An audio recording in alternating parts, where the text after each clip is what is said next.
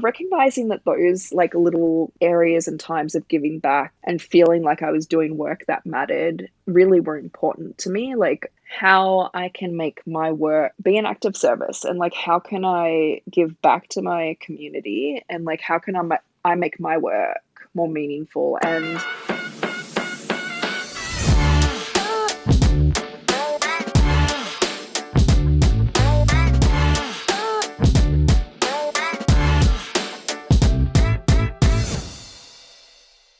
You started off in industrial design, mhm.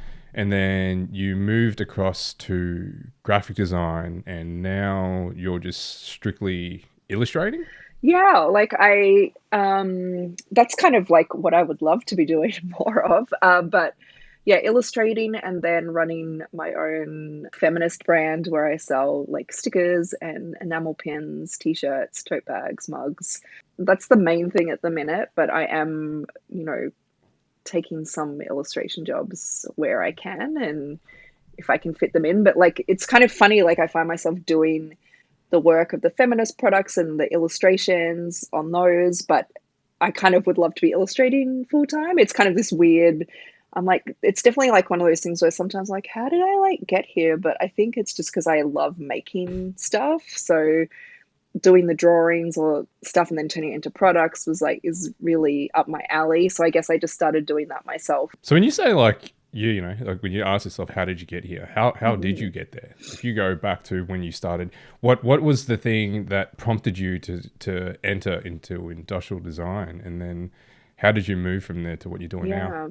Well, at the time, so when we started university, God, like it seems so long ago now. Yeah, I always was drawn to industrial design. So my dad is like a mold and pattern maker, so he was always like like making things and making molds, and I loved design and drawing, but I loved always like making things and like how it works. That just always interested me. So like industrial design seemed like such a natural step.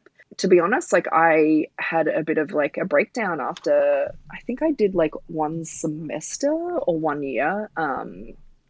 My grandmother had passed away in my final year of high school. I was battling an eating disorder. I couldn't cope with the coursework, to be honest. It was just a bit too much for me at the time, and so I um, I didn't want to quit. I wanted to do something, but I just the industrial design side of things, and I think it was just also because Monash where I went, it was such a boys' club, and like I think when we started in the year level of 80 something, I think there was only like four, maybe five girls. I can't remember. The figure was really low. And then I dropped out, and I think a few other girls dropped out. There were some that finished, but it was just like so automotive focused, and that just wasn't my thing. And I think that just put me off a bit. But yeah, and I remember going in and just making the decision to switch over to graphic design, and it just felt like there were, still good sort of job opportunities. It would still be a good fit. I still got to be creative and draw, which ultimately was what I love to do. So yeah, I started to do graphic design, and then yeah, graduated from there, and kind of like I started working before we graduated. I had a job. I got won an internship, and then started there, and then basically we wrapped up, and I continued to work there. So I kind of had an easy transition into like work life, I guess. I totally forgot about that internship Yeah, because I was supposed to be doing that as well. Far out, that hadn't even crossed my yeah, I mind for know. years. Yeah, I know. Yeah. And that was right at the time when we had that financial crash. Yes. So The that's how the I lost my job because yeah, yeah, yeah, yeah. they did it. It was a And that's why I packaging, didn't get it. yeah, packaging design company. That's right. Oh my God, packaging design company, and they did a lot of work for the US. And so when the financial crisis hit, there was I think two or three of there was a couple of us that ended up going, but because I was of course a junior and kind of just started there, I got the boot, which was totally fine. It opened up more opportunities for me, and no, that's kind of when I just decided to start traveling. And I had because I'd been, straight from school, had the eating disorder and mental health issues, kind of limped my way through university, then kind of started working. Like I'd never had that opportunity to take a break and travel. So I'd also really got into running at the time. So I got in and like I was signed up for the New York City Marathon, and so then I was like, you know what, I'll go run the marathon and then I'll like do some traveling, and that's when I decided to just kind of spend some time in Vancouver and just see how, just head over and stay there for a bit. So here I am, what, like, I think I first came over here in like 2011 and I'm still here. So it's been a while. Stuck. Yeah. Yeah, so a lot of what you have done has been a matter of just trying to find that balance between work and life. Yeah. Actually, there was a good part in there that you were working over at Lululemon. So you were Yes. doing that here in Melbourne Yeah. for a good bit. And then Yeah. also Vancouver's the home, right? It is. Yeah. So I worked, so when I kind of left and I had already signed up for the marathon, I think I had about 6 months before I actually left. So I was just like, well, I'm not going to get a design job because I'm leaving in 6 months. I just need a job where I can go to work and not worry about anything and just get some money. So I ended up working at a Lululemon store in the city, on Burke Street, and I met some great people there. I think it was a really good environment at the time, just the kind of positive outlook they had. And I think that really helped my mental health a lot, just like the active lifestyle and things like that. Then it set me up to get work in Vancouver at the head office there, which was great. So I worked there. I think all up my journey with Lululemon was about 6 or 7 years. Yeah, I worked at head office and I worked on the brand team and I worked on the store design team. Kind of like the store designer would be like, here's the space that we need some sort of activation in or something, and you figure it out. So that was really fun, and it would kind of like cross the lines with like almost industrial design because I got to like conceptualize in like 3D and like, okay, I've got this space, how can I make this work, and like what budget restrictions would come in. But like I basically had another breakdown. So that kind of ended my journey at Lululemon. I was so stressed and it was just really affecting my health and I wasn't enjoying it. And I think it was one of those jobs where, you'd go somewhere to like a party and people were like, oh, what do you do? And you explain it and they're like, that is so cool. That's amazing. You have like the best job. And I was like, I fucking hate it. Like it was such a Yeah, I know. disconnect because I'm like, and then I thought it was like, it was me because I'm like, well, I should be enjoying this. All these people think this is the best job ever. And I kind of like to explain it as the best job and the worst job I ever had. It just, the thought of going back just caused me so much anxiety. And, then there was also that battle of just feeling like I'd let people down, letting myself down, and my partner, my husband down. But, it just, yeah, it took a lot of time and a lot of therapy and medication to kind of get back on track and really be able to see that it just wasn't fulfilling, my creative and my needs. Like and it was, again, it's that like trying to pinpoint whether it's like, okay, do I just do this job for just a job? I think I was just trying to make it be a job, earn money, and fulfill my creative needs. I was trying to make it everything, and it just, I Hmm. it couldn't be. It just, I Mm. left and yeah, I took a lot of time. I remember having a conversation with my doctor, I think, and I was like, I've left, like, I should be fine. Why am I not fine? And she was just kind of like, well, you've just been so stressed for so long. It's not going to Mm. take just like a couple of months to get back. It's going to take like months or a year or more. And that was really hard because it's hard Yes, to mentally to just be recalibrate like, everything. wow, I have to be like really kind to myself and give myself that space to recover. And like we don't just bounce back all of the time, just okay, yeah, shit, I had a shit day or I had a shit job a few months, like, okay, tomorrow I'm going to be better, or like give myself a week off and then I'm fine. I think our society can kind of gloss over that sometimes, and you're expected to be Yeah. okay, just like yeah, take a few days off and you'll be fine. It's like, well, it doesn't always work like that. And this was before, thank goodness, we had kids, so it allowed me the time to have a bit of a break. But I ended up getting like a part-time job at a screen printing studio. So it was just something to get me back into earning some money, but also just like taking the pressure off and just being creative. And I'd always been interested in screen printing and just to kind of see how they worked and then help out on their like graphic side of things. And I'm still really good friends with the owners of that business, and it was such a great experience, and they've been such a great support, like creatively and business wise for me. It was a lot of fun, and then when I worked there, I fell pregnant, had a kid, and my other creative stuff just kind of, I guess, was happening on the side all along. Like I think before I left Lululemon, or just as I was leaving, I'd started to kind of do a few markets here and there of just like, I was making like tea towels and like printing on fabric and just kind of like making a few bits and pieces just as some sort of creative outlet. And after I left and had my breakdown, and I just kind of like kept going with that, and making Christmas cards and I guess kind of more crafty things. And yeah, I started working at the screen printing studio, and then so like was getting them to help me screen print like tote bags and t-shirts. So that's kind of like how my business kind of grew then on that side of things. So obviously I left to have Amelia, and then I just kind of was like, well, I kind of want to keep being creative, like just because I'm a mom and looking after this baby. And especially, in the early days, like just lie there and sleep. So it was just kind of, I could keep going with some of my creative things. I'll be honest, I had no idea what I was doing. I didn't have a plan of where I wanted it to go or what I wanted it to be. I just knew I wanted to keep those creative juices ticking over, essentially. Yeah, I think like with the looking at a lot of the roles that you've had was trying to recognize what it was, the role that those jobs played in your life. And then, primarily for you, it's always just been about just having that creative outlet, no matter what it is. But then once that starts to get taken away, then what's the point of doing this? One thing that I've admired about you for like forever and taken a lot of inspiration from is how you've been comfortable with recognizing the importance of your mental wellness throughout your journey.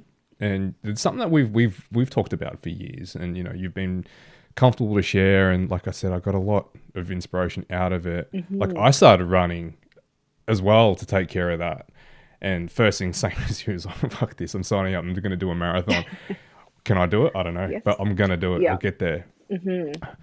But yeah, this the balancing of all the components in your life, from having the responsibility of taking care of yourself so you can show up and be the wife, be the mum, and then also like what is it that the fulfillment that you get out of your work. Obviously at times is went too far, too hard at it to the point of burnout, but I think there's so many of us that do endure way more than we should, and would just suck it up and not even ask ourselves what is it that we want out of our jobs, out of our well, basically any facet of our lives, right? And then like I think that it's a conversation that we don't have enough, and trying to find that balance and finding fulfillment in what it is that we do.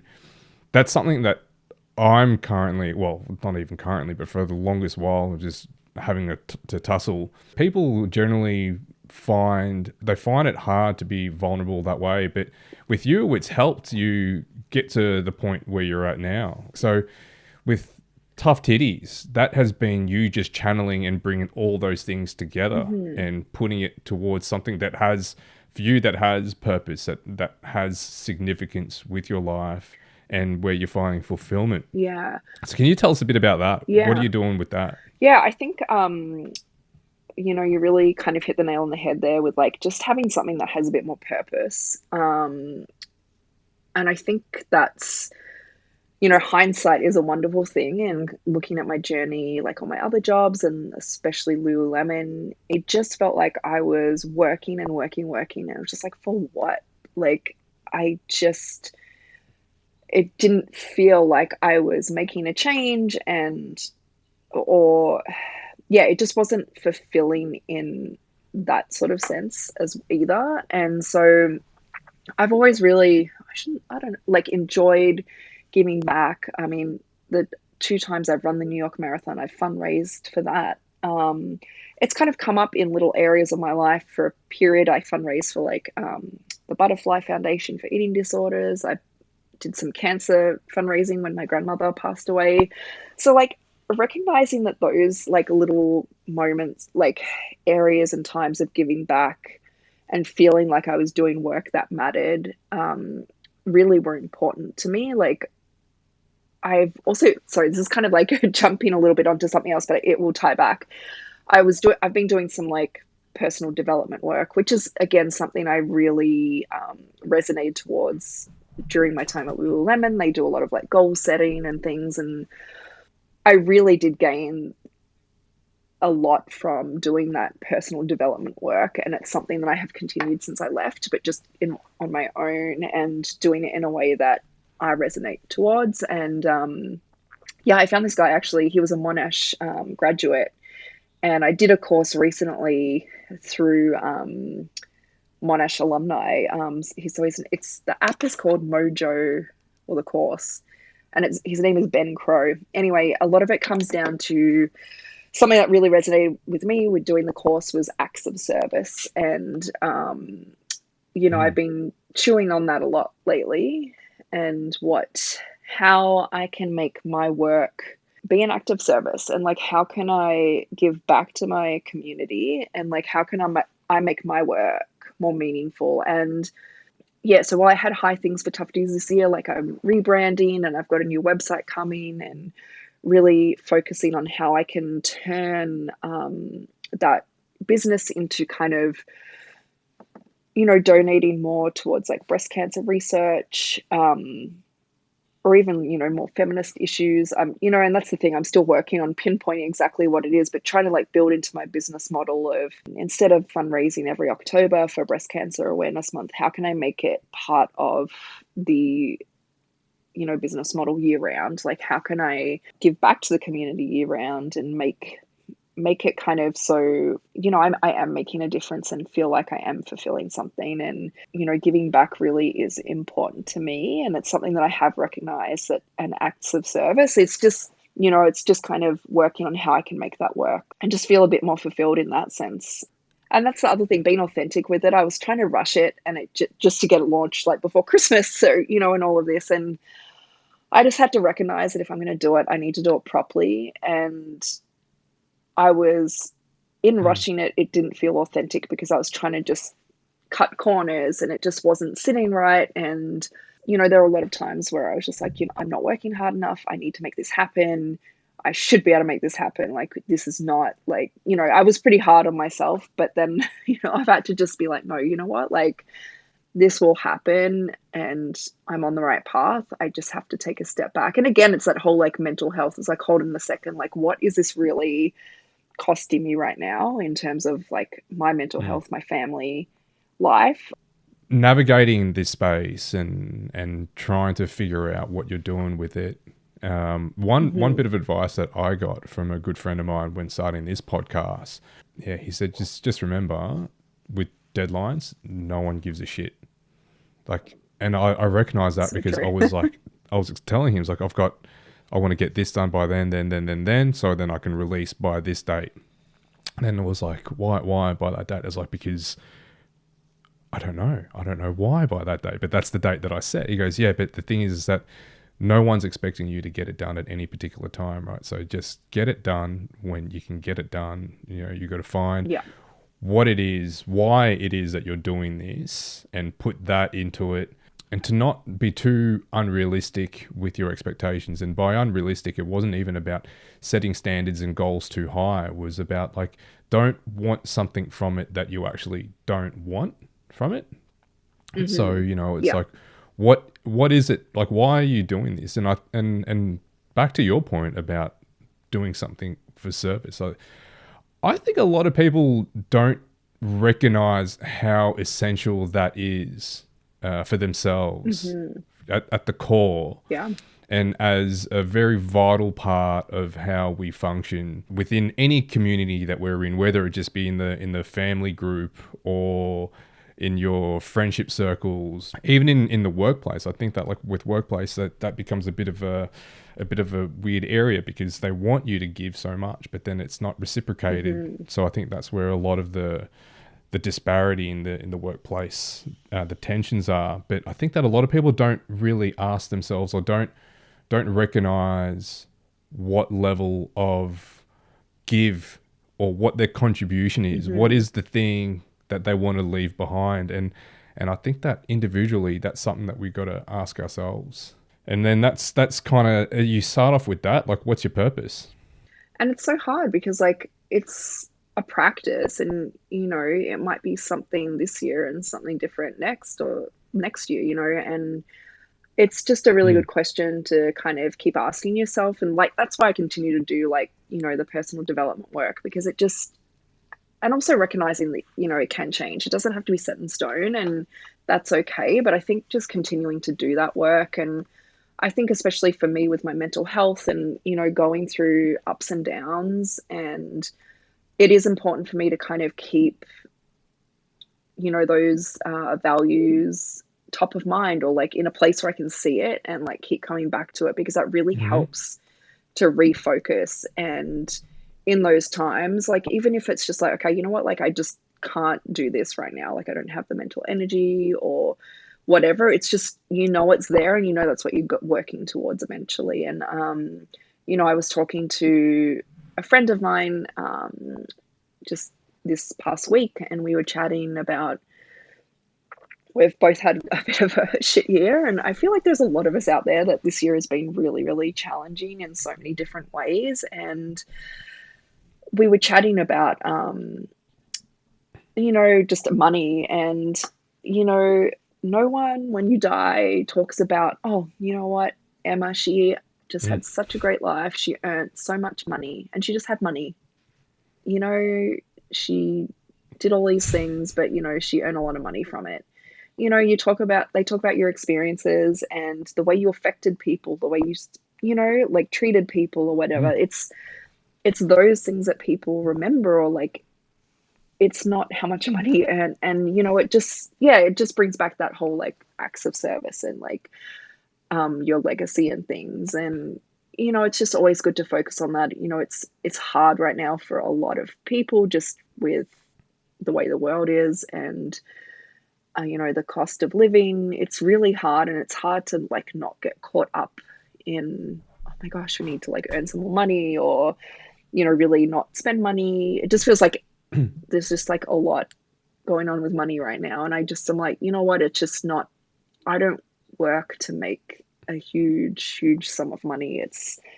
It just takes away. It's just, I've tried to do that, and it just doesn't work for me. It's just not healthy, and it's not what makes me happy in the long run. Yeah, that's exactly it. That's the But trade-off. You yeah, got to identify what it yeah, is. Like, there are certainly some people that are absolutely driven that way. It's not even hmm, money for the sake of money. It's a score. They're keeping score, right? And hmm, dollars is the points, and they can dedicate and put their energy into playing that game and chasing that, and that's where they find their fulfillment.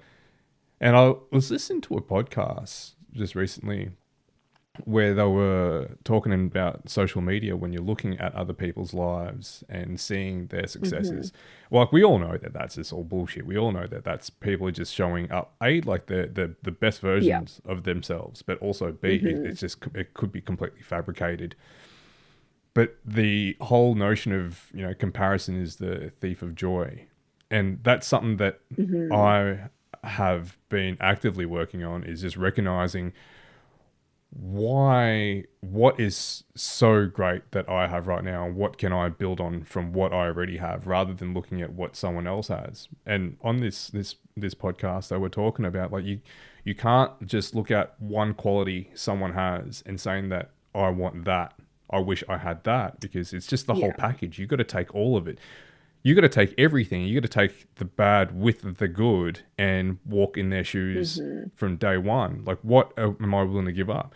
They might not have a family. Am I willing to give up my family for that? No, no way. So that's, what yeah, am I willing to give up for absolutely, what they have? Is like, yeah, honestly, not much at all. So do I want that really? It's like, hmm, I guess probably not. So, we all yeah, have the opportunities just to make something of it, like what you're doing, and just navigating along and meandering, and then figuring out, identifying the blocks, identifying the challenges, overcoming them, and then pivoting from there, and slowly by slowly you're just bringing it all in together. Yeah, it's kind of funny how life works out, you know, it just I know it's a hard time right now, but it's just what is it like that whole like arrow analogy, like you got to like the arrow gets pulled backwards to go forwards. So it's just, you know, sometimes you do have to kind of go backwards a little bit or you know, when I'm driven and inspired, I think that's the hardest thing is like when you get that like inspiration, you're just like, oh my gosh, I just want to work on this so bad and make this happen. And then it's like, oh crap, Mm. like the kids are only in daycare. Like twice this week or like they're sick and like you know I work a lot at nighttime and on the weekends so yeah sometimes I do feel like I'm giving up that time with my family like weekends and that's when it's things start to feel out of balance. I'm like look I love what I'm doing but also like this is actually cutting into time I could be spending with my family and making memories and Mm. you know, the kids are still young and sure, like, will they even remember this period? Probably not, but that doesn't matter. Like, I want to make the memories with them. And yeah, I am grateful that I can be a mum and, you know, be with them most of the time. And also, just like another interesting thing is just, sorry, this is like a total tangent, but just sort of seeing which child is like, which one I think is going to be the creative one out of the two of them. And like, you know, seeing their drawing skills and just like, oh, I think you're going to be the artist, or you know, not that I'm putting pressure on them, but it's actually really fun to kind of see their little personalities and just kind of see which one I think might be creative. How do you challenge their creativity? Or do you know what? It is actually really hard, I find, because I try to just sometimes I just want to take over, like just seeing them like make a mess with paint and stuff, and you're like, oh God, like it's so hard not to be like, no, do it like this, do it like this. But yeah, honestly, just kind of just letting them have I think I learned pretty early on, like it's just like, no, just let them kind of have a free for all essentially. It's just like you get the pen, the mark like the text is out, the paper, and just let them go crazy. Like there's been times when my kids just like when they paint, like they paint, they'll just like paint all over themselves and just kind of letting them have that freedom to just try things and just, Mm. you know, just have fun. They're still so young, they're just kids. But yeah, I kind of I do think about it a lot. I'm kind of like, oh well, if one of them is creative, like how am I gonna like foster that? And yeah, I'm not sure yet. I haven't kind of figured that out, but I'm sure it will come. Yeah. Just kind of always, you know, giving them the opportunities to have creative play and having it part of their Yeah. life, That's important. essentially. Yeah, just boundless. With Lennox, Hmm. he there's a lot of similarities and a lot of differences. One of the similarities Hmm. is that he gets really frustrated when he gets something wrong. He strives to make things Mm, perfect, and I'm trying to encourage him to break from that because that's basically what's going to stop you from even trying. So there'll be times yeah. when like I'll buy him. He's got a bunch of visual diaries, and he'll be drawing in it, Hmm. and then want to rip out that page. Like no, keep that in there, man. Like you have to go back. You've got Yeah. to go back and Yeah. recognize like some of the mistakes that you made and use that as a reference. Build from that, grow from that. So don't be afraid of doing things wrong because you kind of have to. That's the only way you're gonna grow and develop your way of expressing your art, your creativity. But Oh, then on the yeah. other hand, where we really differ is that he can just get wild and messy with it. I've always been really neat, compartmentalized, and gridded up my work.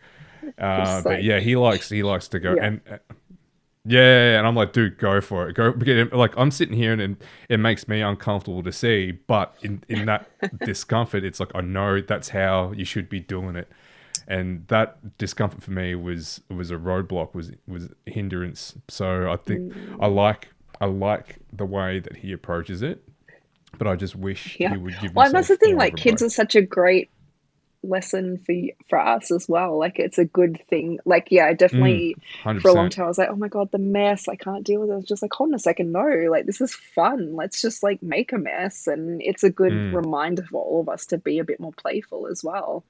But yeah, I love that like the kids challenge my creativity in that way too. And just that I can tend to be a bit like you in that respect, but it's definitely a good life lesson of just to like play more and just not take it so seriously Hmm. as well. Just have that element of fun Yeah. in there because Yeah, creating and is I'm fun. trying to get So, back to that space as well. There was a good part. of maybe about 10 years when I was doing a lot of painting. I exhibited in, with co exhibits a bunch of times as well. And then I just Mhm. stopped. My parents Yeah. have a lot of paintings of mine, like half done. And just speaking with all these creators just made me realize that, to the point I was just making before, that there's this thing that's stopping me from wanting to try, from just doing it wrong. It could just be like, with art, Mm. it's it's basically like there's no control Z, right? Like you're doing it, and Mhm. then Yeah, what it yeah. is what it is. You can't undo that. Yeah. And then I think that's why I stopped creating a lot of Mhm. art and moved towards design, because when I'm doing design, especially with branding, I can have really meticulous control over what I do and get Yeah. everything perfect, right? Get it so neat and so Mhm. perfect. And the whole way, there's mistake after mistake after mistake, but what I'm showcasing is something that is so tight and regimented and neat that they hadn't seen all that. And I think that Mhm. that's the thing about art. It's like you kind of see all that as well. I think it's also, I know sometimes, as much as I love what I'm doing with Tough Titties, I still feel the innate need to like draw and create art. And it's kind of funny, like I do see myself, my future self, as being identified more of an artist than anything else. Like it's definitely something I really want to foster. I just know that right now, with time constraints with kids and things like that, it's just not the right time to kind of fully dive into it. But I make, and like for me, it's just like sometimes if I don't have enough time or mental space to kind of get into it, I kind of was like, well, what's the point? I don't have that time to like Mm. just jump into it and really go for it. And I know that that stops me sometimes because I'm like, oh, I just don't have the time for it right now. Sometimes we have to recognize it's like, okay, yeah, I do want to, how can I like bring those things into my life, but also knowing that sometimes it's just not the right time and you'll get there eventually. That can be really hard to recognize and just to kind of accept. I think I've had trouble accepting that and just like, oh, I just want to do it now. And, Hmm. kind of that instant culture, but just having that sense of like, I kind of know that, like, I've always had this weird sense and I can't explain it, that like I will get to what I'm meant to be doing, but it's just not going to happen for a long time. Like, I've always felt like I will be more creatively fulfilled later in life. Yeah, and I guess I just have that sense of calm, and I always come back to that when I'm just feeling a bit flustered and not sure of my direction or what. I just know it's going to happen. I don't want to call it success because it's not like, oh, I'm going to be like this famous rich artist. It's just more that sense of feeling fulfilled in my creativeness is going to, it will come, but it's just not going to happen until a bit later in life. And I think, I don't know, that's just kept me grounded, and especially going through everything at the minute with tough titties and just having, yeah, having to take steps back and just be like reminding yourself that things, it will work out and happen. Just, and all of these things right now will lead to that, and just trust it. But to your point about like when you were talking about that being success, it absolutely is success. And like I think Hmm. that's another thing that we haven't really given much energy to evaluating, is what we Hmm. consider as success. We're using a lot of external measures of success, Hmm. and comparing our lives with that, and that's where we also have, like, for me anyway, like that disparity between why am I what is my measure of success? Like, what am I considering as Yeah. a successful life? And why do I see that that person is successful in what they do, but I don't see it? Like, just the framing of it is, it's very personal, but yet we're Hmm. comparing standards that we don't really care about.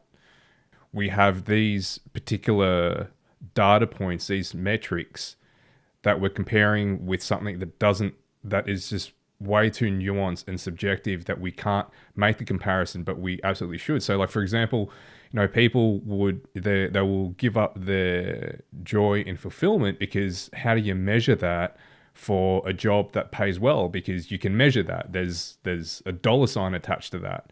So, Yeah, we are comparing something that doesn't have a metric to something that does, and then how do you balance that, or how do you put them side by side and decide which one has more value to you? And like we absolutely. just we find it hard to weigh that up. Hmm.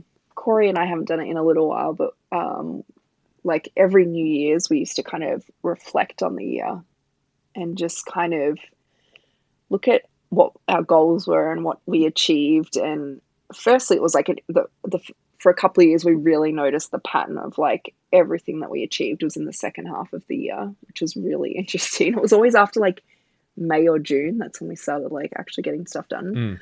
But it is kind of nice to do. And like, even when I feel like I've had a really rough year or a couple of months, just to sit down and like look back on the achievements of the year. And like, for example, like on anything, like I got my citizenship finally, Canadian citizenship this year, which has been a long time coming, but Mm-hmm. like that was like a huge amount of work to get there. And just like taking a moment to acknowledge those achievements. And it's just so easy to focus on the negative, and one negative thing can happen and it just can derail us. But it's just really such an important thing to me to like also like reflect and just be like, holy shit, it felt like a really hard year. And yes, a lot of crap happened, but also like in these moments, like look at what else we also achieved and got done. Or like, we still have to acknowledge those and celebrate them. And I think we can just get so, and I know Mm. I do it all the time, just like, oh God, I didn't launch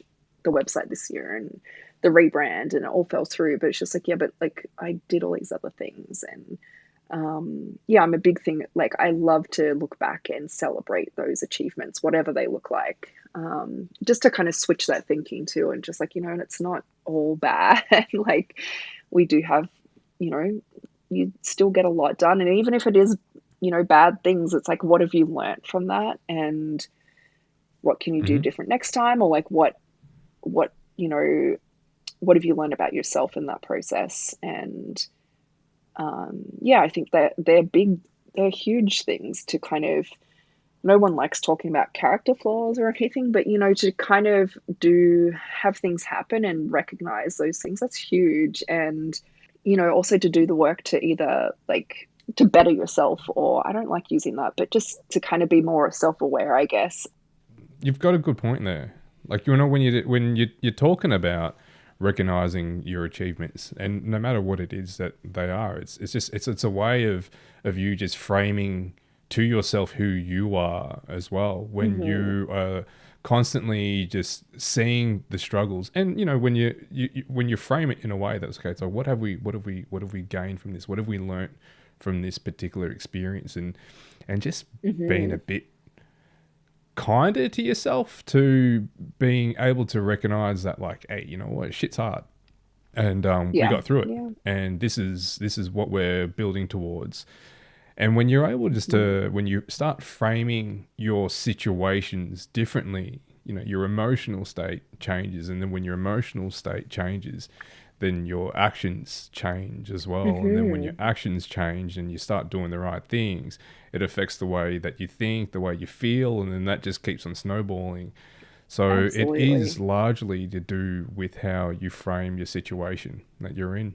Yeah, like both of us have kind of done similar things when we're moving along the way and not recognizing, and just kind of like just being at the mercy of our careers and just letting things go Yeah. as they go, and then realizing we get to a certain point, we're like, oh my god, this is not what I thought I was going to be doing, because we didn't take the Hmm. time to take stock and to But recognize the situation that we're in. yeah, but it's kind of funny because like I look back now and I'm like, oh, I thought I'd be like this hot shit designer and like, recognized. And I'm like, but I don't actually even want that. Like, I legitimately do not want that life. And it's kind of funny how you just think Mm. that that's what you want. And I'm just like, oh, fuck, I couldn't actually think of anything worse. Like, I don't know. It's just kind of funny how I thought you think that's what you want. And you just like, oh, God, that sounds awful. No, like you set yourself, like, let's say in early on, you set yourself a goal. And I was just speaking with a friend of mine the other day. He was nominated for an Emmy Award, Oh, and amazing. he was stoked. He was yeah, he was wrapped with it. And his biggest Yeah. takeaway from that was that when he got there and he enjoyed the day, it was, you know, like it was a dream come true for him. Yeah. And but the journey that he went from, firstly from leaving uni through to getting nominated and being at the ceremony, there's years, right? Years, and there was Yeah. a lot of growth in that time where when he got there, he realized that there was more to everything he was doing than just the award. Where he thought that he was chasing the award, but then Mm. when he got there, he realized that there was so much more growth that was happening in that time. So, you know, Yeah. like to your point, like maybe if you know, we were once upon a time early on at uni, like they, you know, we have these expectations or these goals, but then in the Yeah. pursuit of that, there's so many other things that get fired our way that just changes, that moves us along different pathways, and we're meandering. And you know, like I didn't think in that equation of like having a family, but I've got a family, Yeah. right? Like, and Hmm. for me, like that's taken up such a big part of my focus and my energy, and I Hmm. wouldn't give that up. So, you know, like Yeah. we may have that, like you said, like you look back and be like, there's no way I would want that job. It's like, no, because what Yeah. would you be willing to give up for it? It's like nothing. Oh, absolutely. And I think that's, and I hate to say it, it is, still also, for women who bear the children and give birth. And it feels like you Mm, do have to take a step back from your career or give it up to have a family. And, for me, I just look at it in a way like I just feel grateful to be having that time creating a family and spending with my children. Yeah, it does kind of suck though that women have to, you feel like you have to make a choice.